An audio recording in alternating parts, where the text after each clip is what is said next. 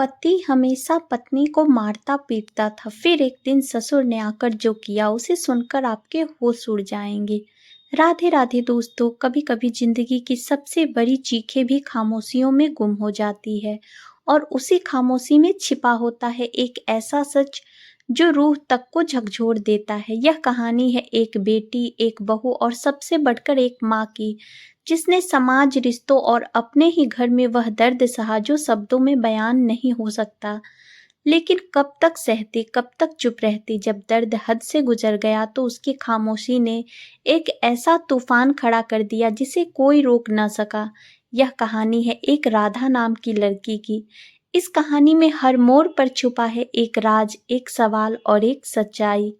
दोस्तों, यह सच्ची कहानी आपके दिल को झकझोर देगी और सोचने पर मजबूर कर देगी, क्योंकि यह सिर्फ एक कहानी नहीं बल्कि आज के समाज का सच्चाई है।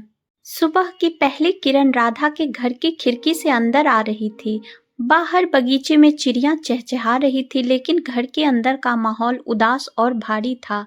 राधा अपनी 8 महीने की बेटी गुड़िया को गोद में लिए बाथरूम की ओर बढ़ रही थी। गुड़िया ने अपने कपड़े और बिस्तर गंदे कर दिए थे और राधा का मन पहले ही तनाव से भरा हुआ था। उसका पति अनुज आज एक जरूरी मीटिंग के लिए तैयार हो रहा था। उसने राधा से रात को ही कह दिया था, मेरे कपड़े सुबह निकाल कर रख देना, मुझे देर नहीं होनी चाहिए। राधा ने हल्के से सिर हिलाया, लेकिन सुबह गुड़िया की हालत देखकर उसका सारा ध्यान उधर चला गया। वो गुड़िया को नहलाने लगी, उसका मासूम चेहरा, छोटे छोटे हाथ पैर और वो हल्की सी हंसी, यह सब राधा के लिए दुनिया की सबसे कीमती चीजें थी। लेकिन मन के एक कोने में डर भी था। अनुज का गुस्सा उसे अच्छे से पता था। वो छोटी छोटी बातों पर भड़क जाता और पिछले 2 सालों में राधा ने उसका गुस्सा कई बार देखा था। राधा की शादी को 2 साल हो चुके थे। शुरुआत में सब कुछ ठीक था। अनुज की माँ मालती और उसकी छोटी बहन नंदिनी ने राधा को बड़े प्यार से घर में स्वीकार किया था। लेकिन जैसे जैसे समय बीता, छोटी छोटी बातें ससुराल वालों को खटकने लगी। अगर राधा सुबह थोड़ा लेट उठती तो मालती ताना मारती, हमारे घर में तो बहुएं सूरज उगने से पहले उठ जाती हैं।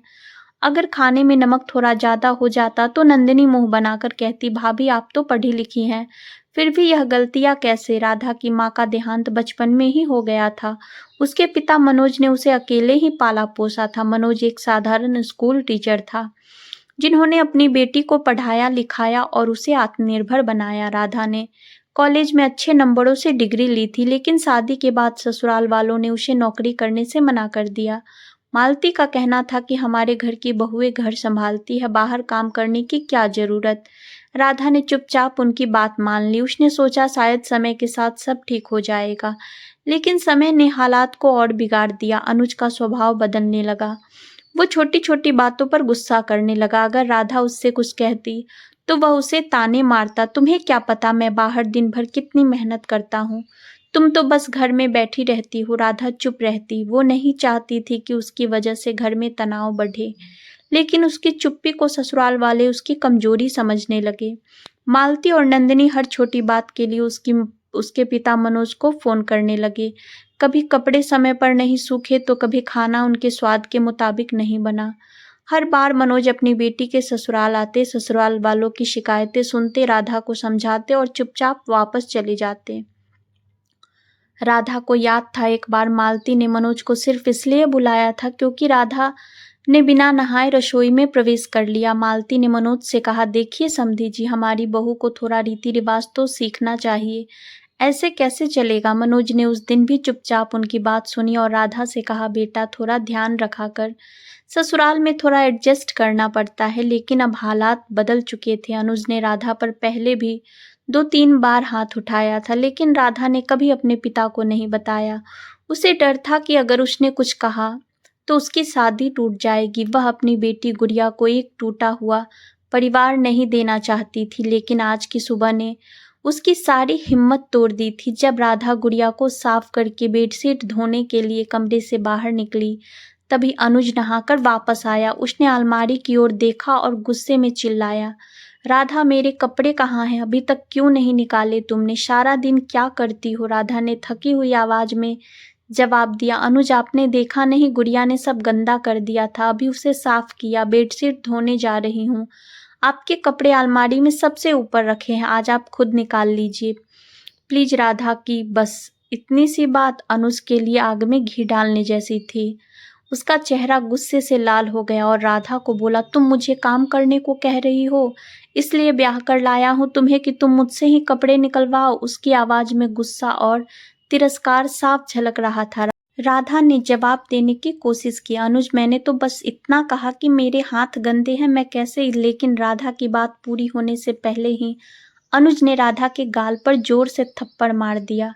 राधा के कानों में सन्नाटा गूंजने लगा। राधा अपने गाल पर हाथ रखा, आंखों में आंसू और दिल में दर्द लिए राधा ने कहा, इतनी सी बात पर कोई हाथ उठाता है, यह ठीक नहीं है।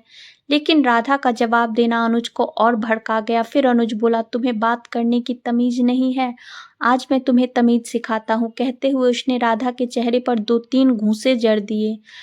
राधा चीख पड़ी, लेकिन अनुज रुका नहीं। उसने राधा के पेट पर इतनी जोर से लात मारी कि वह दर्द से कराहती हुई जमीन पर गिर पड़ी। राधा की चीख सुनकर मालती और नंदिनी कमरे में दौड़कर आई। दोनों ने अनुज को खींचकर बाहर ले गई, लेकिन राधा को सहारा देने की बजाय मालती अलमारी से अनुज के कपड़े निकालने लगी और अनुज को तैयार करके वह दोनों उसके साथ बैठी रहीं, मानो कुछ हुआ ही ना हो। राधा कमरे में अकेली पड़ी थी, दर्द से कराह रही थी।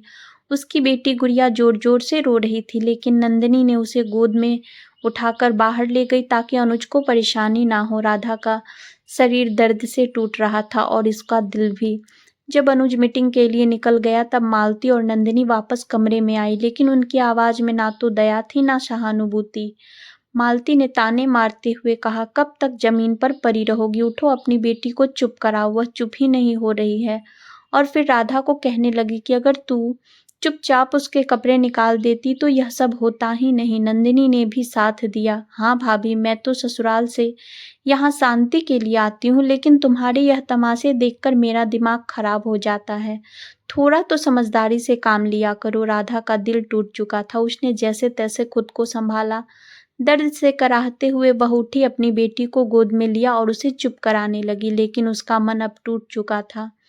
2 साल की शादी में उसने बहुत कुछ सहा था, छोटी छोटी बातों पर ससुराल वालों की शिकायतें, ताने और अब मारपीट। राधा की माँ नहीं थी, उसके पिता मनोज ही उसका सहारा थे।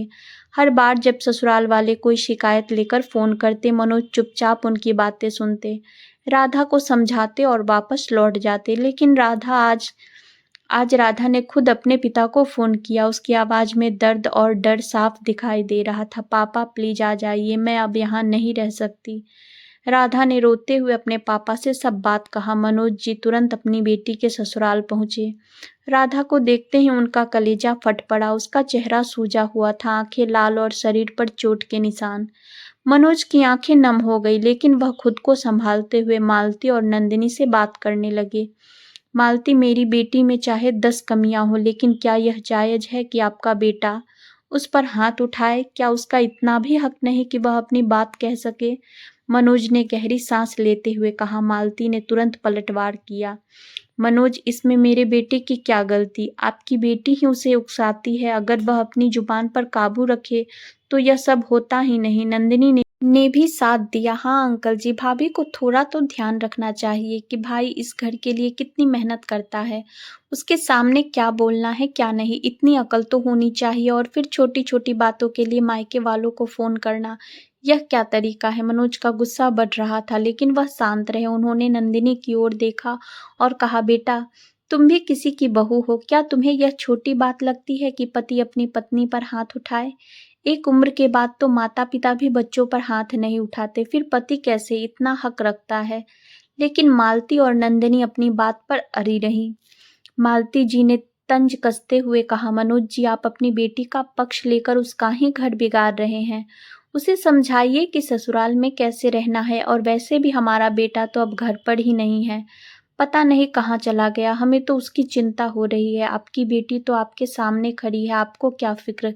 राधा चुपचाप खड़ी थी, लेकिन उसकी आंखों से आंसू रुक नहीं रहे थे। उसने अपने पिता की ओर देखा और मनोज ने उससे पूछा, बेटा अब तेरा क्या फैसला है? मालती जी घबरा गई। कैसा फैसला मनोज जी? बच्ची मैं, छोटी मोटी बातें होती रहती हैं, इसमें फैसले की क्या जरूरत? राधा ने हिम्मत जुटाई और रोते हुए कहा, पापा मैंने बहुत सह लिया, कितनी बार इन लोगों को समझाया कितनी बार चुप रही, पहले थप्पड़ पड़ते थे फिर भी मैं चुप रही, लेकिन मैं अपनी बेटी से उसका पिता नहीं छीनना चाहती थी। लेकिन अब लात घूंसे पड़ रहे हैं, शायद अगली बार मैं जिंदा भी ना बचूं। मैं इस रिश्ते में नहीं रहना चाहती, मुझे आज़ादी चाहिए। पापा। राधा की बात सुनकर मालती और नंदिनी ने उन्हें रोकने की बहुत कोशिश की।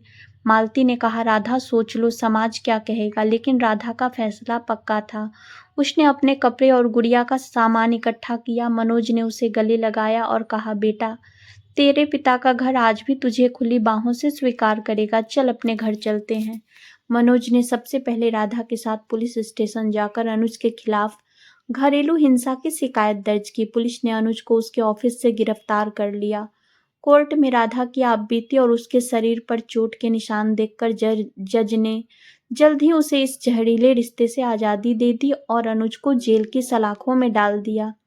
फिर मनोज अपनी बेटी राधा को अपने घर ले आते हैं। अब राधा अपनी बेटी गुड़िया के साथ एक नई जिंदगी जी रही है। राधा ने एक छोटी सी नौकरी शुरू की और अपने पिता के प्यार और साथ के बल पर हर दिन नया कदम बढ़ा रही है। समाज की बातें उसे अब नहीं डराती। उसने खुद को और अपनी बेटी को एक बेहतर जिंदगी देने का वादा किया और उस वादे को निभा रही है। राधा ने सोच लिया है कि वह अपनी बेटी को कभी भी एक बाप की कमी महसूस नहीं होने देगी। राधा की यह कहानी उन तमाम औरतों की कहानी है जो चुपचाप अन्याय सहती हैं, लेकिन एक दिन हिम्मत जुटाकर अपने और अपने बच्चों के लिए नई राह चुनती है। राधा और उसके पिता का साथ इस कहानी को सिर्फ एक कहानी नहीं बल्कि एक प्रेरणा बनाता है।